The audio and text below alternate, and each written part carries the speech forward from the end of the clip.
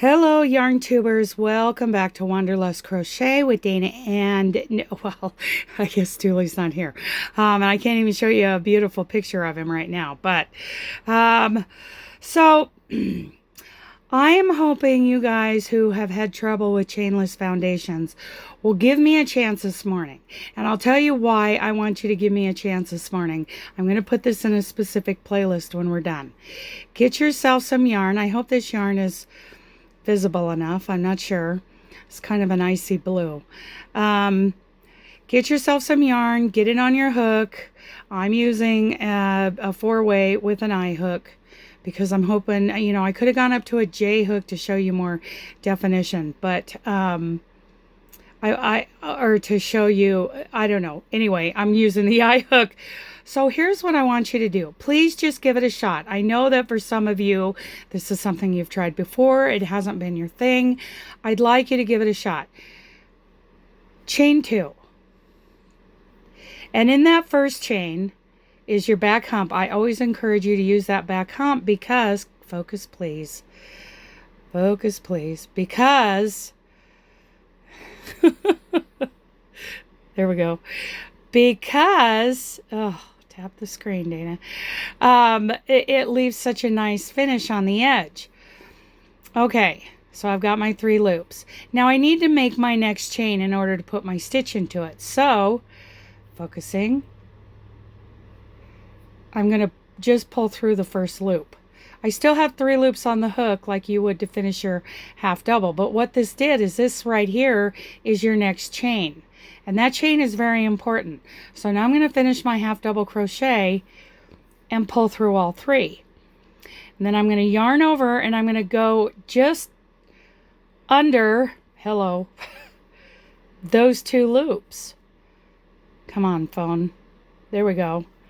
And I'm going to really take my time with this to show you how this works. So I'm gonna yarn over. Sure I am, Dana.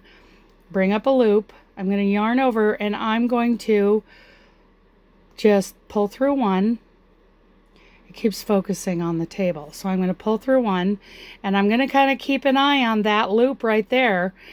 And I'm just for demonstration's sake, I'm gonna bring these up a little bit so it's easier to pull through all 3. And there's my second half double crochet. Now, I know that I've just done 2 half double crochets, right? So do me a favor and put a stitch marker in the, you know, here's the first one and there's the second one. Please put a stitch marker in there because I know that in the beginning, I kind of lost that with this these beginning chains right here. So, you know, now I know where they're at. But please put a stitch marker in there. Now, coming back around to this little chain that I just made, I'm going to yarn over, and here's what I run into.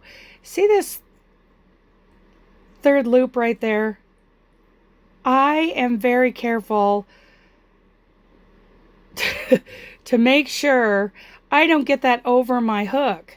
I use my thumbnail to get that hook underneath just those 2 loops, right? So I'm going to yarn over, pull up a loop. I'm going to yarn over and pull through 1 for my next chain, right? Come on, phone, focus on me.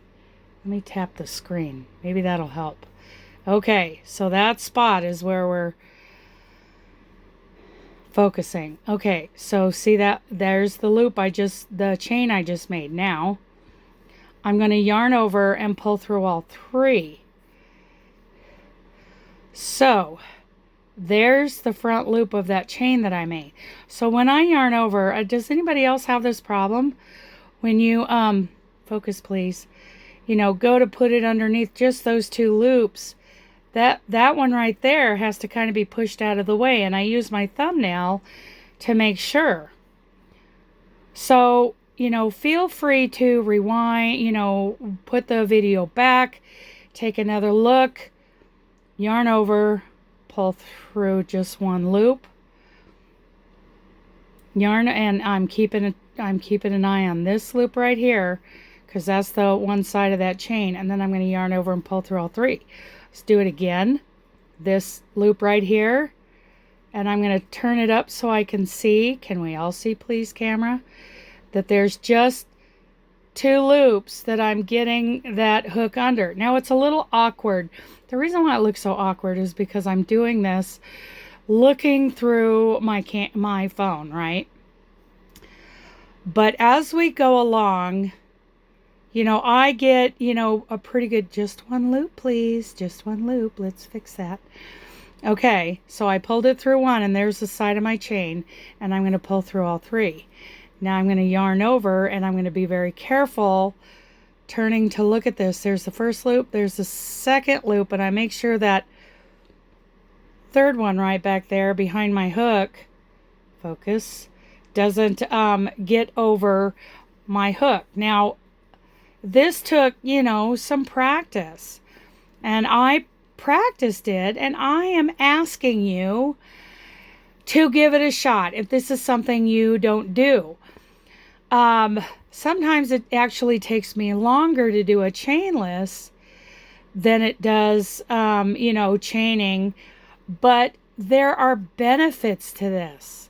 And once you get really, you know, comfortable with this and your stitches are nice and even, you've got a good give to these stitches. Look at that dog hair. I still have dog hair. Isn't that great? Love that. Especially, that's like an added bonus on all my projects. I get Dooley's dog hair in there. There's a stretchiness, and you will have a, you know, with practice, you're going to have a uniformity to your stitches. They're all going to look very even and beautiful. So here comes that first one. I know, I'm sorry about my phone. Okay, right there is the side of that chain. So I'm going to kind of keep an eye on that as I pull yarn over and pull through all 3. Then there's the side of that chain. Now, it's quite tempting to just push it right through that, you know, open spot right there, but you still may be fighting with that that back loop, that loop that's below your back loop. But these, even in my awkwardness, are starting to look pretty even and wonderful. Now look at the bottom. So this is actually, you know, where you're inserting your hook is actually the bottom of your work. And this starts to, this is a beautiful look. This is the same look you would get if you chained, and when you stitched back, you would put your hook in that 3rd, you know, hump loop on the back side of your chain rather than just into the side of your chain. So you get this uniformity on the bottom, makes your work just that much, you know, better quality, right? Whether you do a chainless or you do a chain and you go into that 3rd loop. But in doing a chainless, you are not only just skipping a step, you are making wonderful even stitches that have a give to them that you're not going to get when you chain up and crochet back. So, you know, hit the rewind, do whatever you need to do to come along and, you know, finish your Chainless Foundation and practice it a couple times. I mean, not every time you pick up a hook does it have to be a project. So let's say, okay, so the thing is with, you know, let's say I had my stitch marker in that first stitch, right? I'm going to go along and count these stitches. And if I have reached the width that I want, like for instance, the Afghan I'm going to do is 36 inches wide, and I need an even number of stitches, I would measure it out and see if it measured out to whatever width I need for my project, like 36, or whatever you need for, let's say you're going to do a rectangle or a, you know, a rectangle type wrap or a scarf, whatever width you need. Measure, do this until the length of this measures out to your to the length you want, and then count them back. 1, 2, 4, 5, 6, 7, 8, 9. That's an odd number of stitches. For the Christmas, for the Hag's Christmas wheel Afghan that I'm doing in the fall, I need an even number of stitches, so I'm going to do one more. let's get this focused and see, there's the 2 for that chain. See, you're getting a nice little braid going down there. And I'm going to yarn over, and I am still, even though it's the last stitch, do, you know, another chain, and then I'm going to yarn over and pull through all 3. Now, you know that these are the tops of your stitches. So you're going to take a look at it like this. You know, you're going to turn it. You know how your work should look when you're going to do your next row. So your next row, let's go on and do what the pattern is going to be for that crochet along.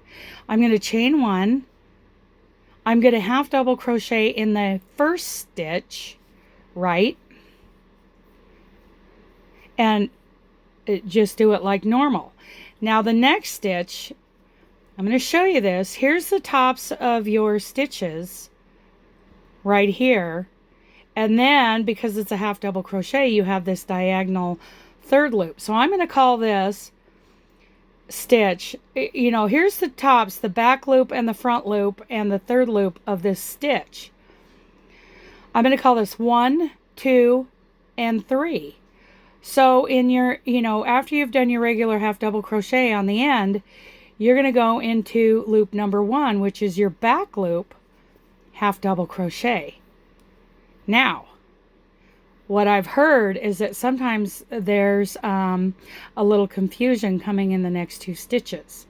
So the next stitch, so here's the stitch that you did the back loop only, number 1 loop.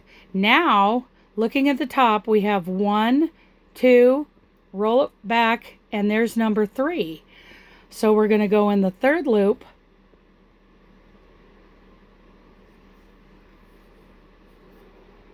yarn over, pull through row 3. So here's where the confusion comes in sometimes, from what I've heard, that when you roll this back, you know, you need to roll it this way to get into that 3rd loop.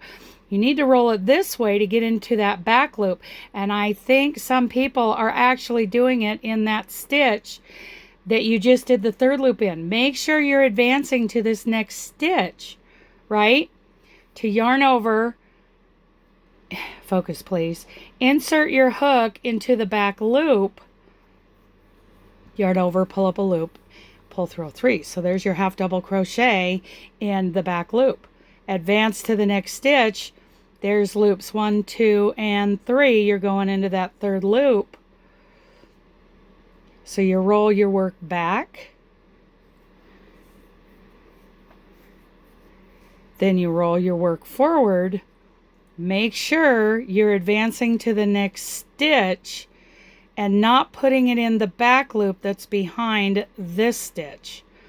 I hope that makes sense. So here's the 3rd loop of the next stitch, but we're going into the back loop.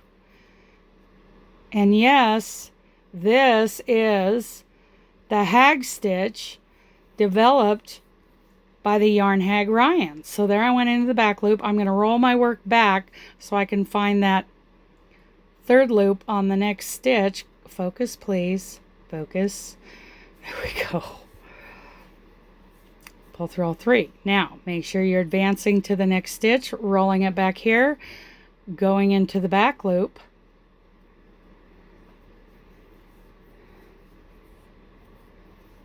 doing your half double. Okay, so advance to the next stitch right here. And what did I have? 10 stitches at the beginning. So if you know that, then you can count your stitches, you know, as you go along. Now here is my very last stitch. And just like at the beginning of this row, I'm going to put this as a regular half double crochet.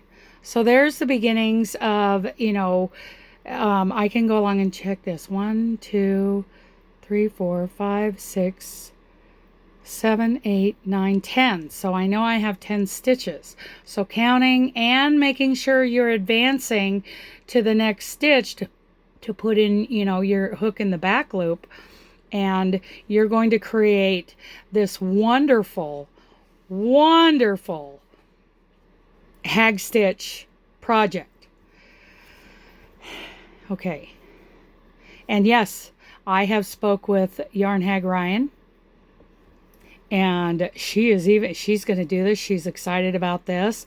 I have spoke with Nancy from Nan's Next Knots. She has given me her blessing to do it somewhat like her luck of the draw. So I'm going to do one more row with you, but we're just going to kind of, remember, you can speed up or slow down any video. Okay, so I did a regular half double crochet, and I'm going to start my first stitch after that in the back loop for a half double crochet. I'm not as good at filming as some of these others.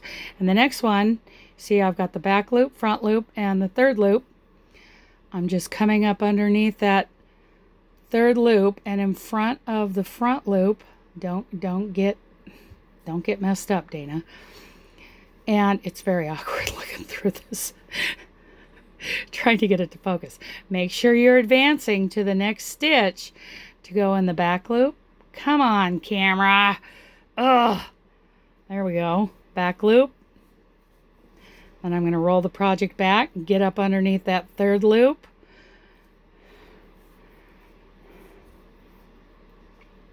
Give me some more yarn here. Roll the project towards me. And make sure I'm not, I think a lot of people might be tempted to look at this and say, oh, there's my two loops and there's my back loop right there. No, that's your front loop. Roll it forward. Roll it forward. So if you're planning on joining me, whoops, you got to make that a half double. If you're planning on joining me on September 19th with this wonderful, fun, easy Christmas project, please take the time to, do these swatches. See if, you want to do, a chainless foundation. Get good at that. Advance yourself. I see people following like the same designer over and over again, and they stay in kind of a, I'm sorry, I mean, I love this particular designer I'm thinking of, but she tends to keep everybody pretty much at a very beginner's level, which, I would really like to see people advance. Okay, so I haven't finished this. I think I skipped a stitch there. So anyway, this makes a wonderful pattern. I hope you'll join me in the fall. I hope you'll take the time to check out these chainless foundations because they are lovely, squishy, stretchy first rows. And, sometimes, they talk about chaining in one size hook and then dropping down to the next size after you get your first row done. There's a reason for that. They don't have the give. They don't have the give.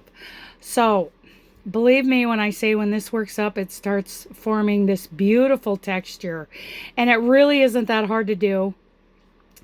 I invite you to come join me in the fall to do this. Video will be in the same playlist as the Hag's Christmas Wheel Afghan Crochet Along starting September 19th. Thank you for joining me. Thank you for considering practicing this chainless foundation and maybe put it as part of your crochet skills. All right. I love you guys. Bye.